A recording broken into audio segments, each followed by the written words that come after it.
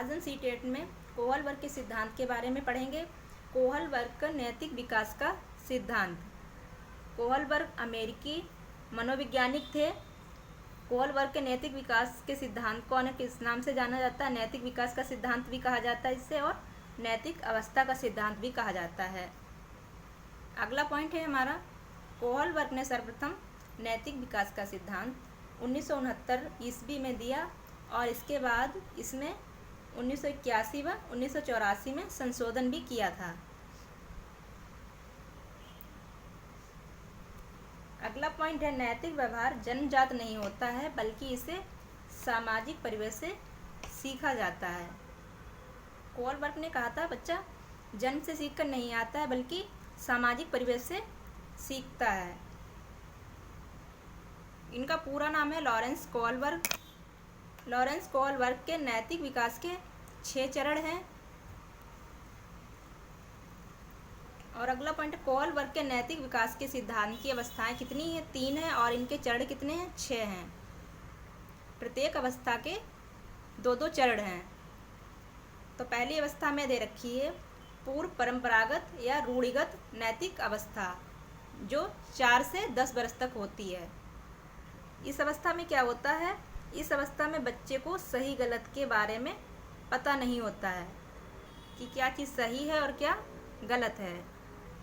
अगला पॉइंट है, इस अवस्था में बच्चा नैतिक तर्कना दूसरे लोगों के मानकों के अनुसार होती है। इसको 2 भागों में बांटा गया है। पहला चरण कौन सा दे रखा है हमें? दंड एवं आज्ञा पालन उन्मुखता। तो इसका पहला चरण ये है। इसमें क्या है? इसमें बच्चे की नैतिकता सजा और आज्ञा पालन पर आधारित होती है। जब हिंस ने चोरी की तो बच्चों ने सोचा कि अगर वह चोरी करेगा तो उसे सजा मिलेगी।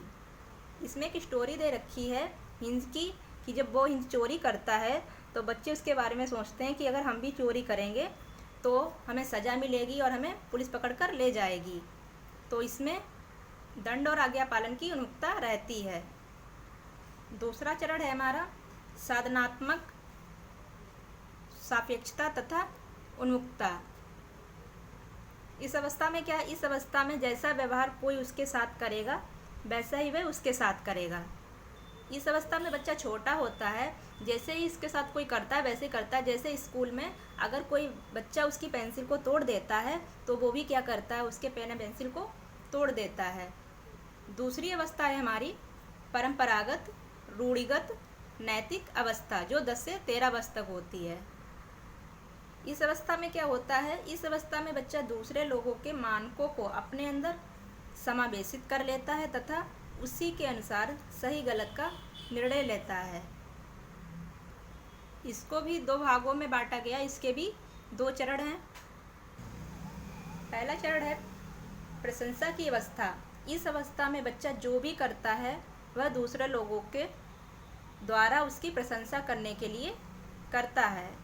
इसमें बच्चा सोचता है कि हम जो भी अच्छा काम करेंगे तो हमें शाबाशी मिलेगी, मेरी तारीफ होगी। तो वो जो भी करता है अपनी प्रशंसा करने के लिए करता है। दूसरा चरण में दे रखा है सामाजिक व्यवस्था के प्रति सम्मान की अवस्था। इस अवस्था में क्या है? इस अवस्था में प्रवेश से पहले बालक समाज को केवल इसलिए महत्वपूर्ण मानता है कि उसकी प्रशंसा करता है। उसे समाज इसलिए ठीक लगता है कि समाज वो कुछ अच्छा काम करता है तब उसकी प्रशंसा होती है। अगला पॉइंट है, वह समाज को स्वयं एक लक्ष्य मानने लगता है। तीसरी अवस्था है हमारी उत्तर रूढ़िगत या उत्तर परंपरागत अवस्था, जो 13 वर्ष से ऊपर की होती है। इस अवस्था में बच्चा कोई भी निर्णय खुद से लेता है, ना कि समाज के जरिए। इस अवस्था में बच्चा समझता है कि मेरे लिए क्या अच्छा है और क्या खराब है। इसकी भी 2 अवस्थाएं हैं। पहली कौन सी है? समाज के संबंध में। इस अवस्था में बच्चा समाज के प्रति अच्छा कार्य करता है। वह नहीं चाहता कि समाज के साथ उसका समझौता टूटे।